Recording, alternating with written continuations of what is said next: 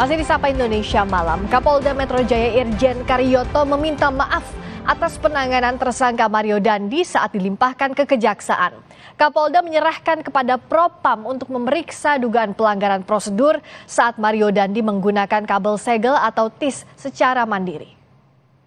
Kapolda Metro Jaya mengapresiasi kritikan warga atas video penanganan Mario Dandi saat proses penyerahan tersangka ke Kejaksaan. Kapolda menyebut akan melakukan pengusutan terkait ada tidaknya pelanggaran prosedur penyerahan tersangka Mario Dandi.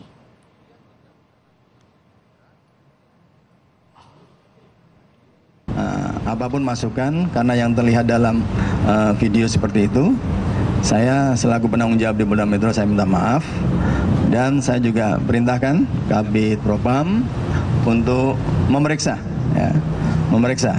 apakah ada hal-hal yang dilakukan oleh anggota kami secara standar operasi prosedur ada yang dilanggar, dan secara kepatutan apakah ada peraturan-peraturan disiplin yang dilanggar.